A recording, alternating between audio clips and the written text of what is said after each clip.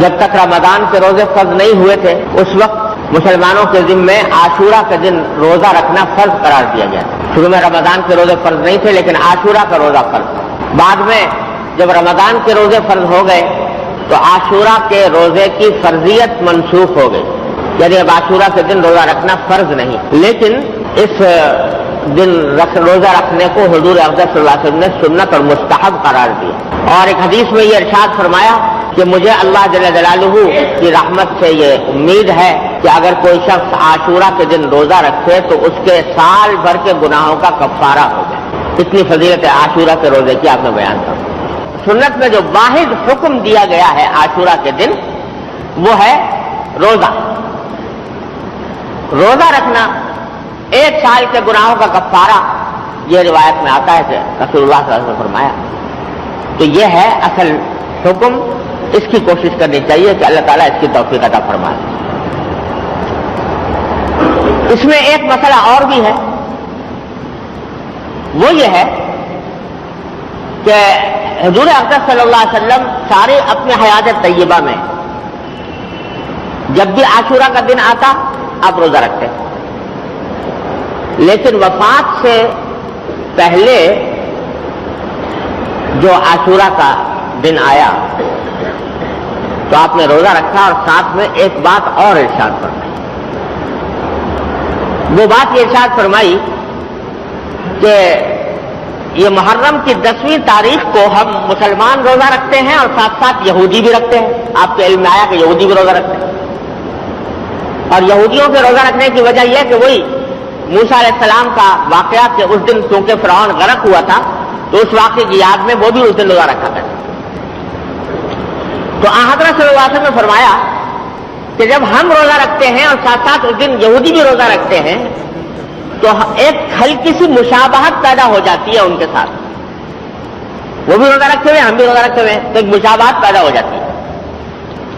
اس واسطے آپ نے فرمایا کہ اگر میں اگلے سال زندہ رہا تو آئندہ صرف عاشورہ کا روزہ نہیں رکھوں گا بلکہ اس کے ساتھ ایک روزہ اور ملاؤں گا، یا تو 9 محرم کا یا 11 محرم، تاکہ یہودیوں کے ساتھ مشابہت جو تھوڑی سی پیدا ہوئی ہے وہ ختم ہو جائے. لیکن ہوا یہ کہ اگلے سال سے پہلے، اگلے سال عاشورہ آنے سے پہلے نبی کریم صلی اللہ علیہ وسلم کا وصال ہو گیا اور اس کی پر عمل کی نوبت آپ کو نہیں آئی.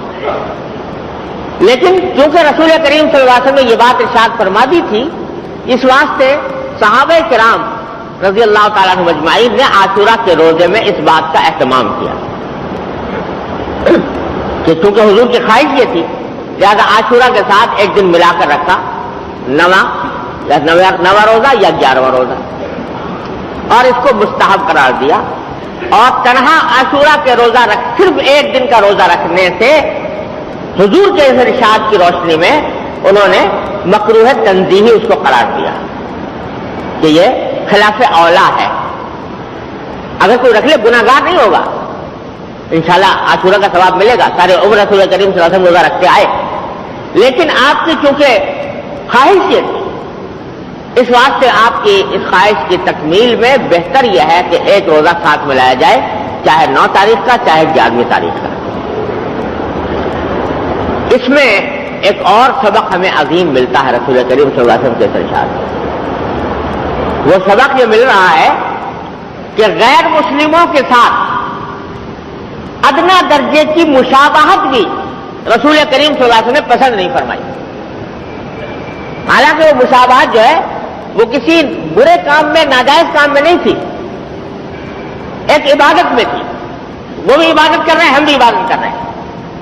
مشابہت اس لیے صرف ایک نیک کام میں، ایک عبادت میں، ایک اللہ تعالیٰ کی پرستش میں مشابہت ہو رہی ہے تو اس کو بھی نبی کریم صلی اللہ علیہ وسلم نے پسند نہیں فرمایا. کیوں؟ اس لیے کہ مسلمان کو اللہ تعالیٰ نے جو دین عطا فرمایا ہے وہ سارے ادیان پر فوقیت رکھتا ہے، سارے ادیان سے ممتاز ہے.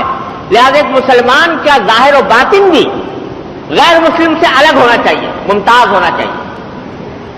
اس کا طرز عمل، اس کی چال ڈھال، اس کی وضاقتہ، اس کا سراپا، اس کے اعمال، اس کے اخلاق، اس کی عبادتیں ہر چیز غیر مسلموں سے ممتاز ہونی چاہیے. Social media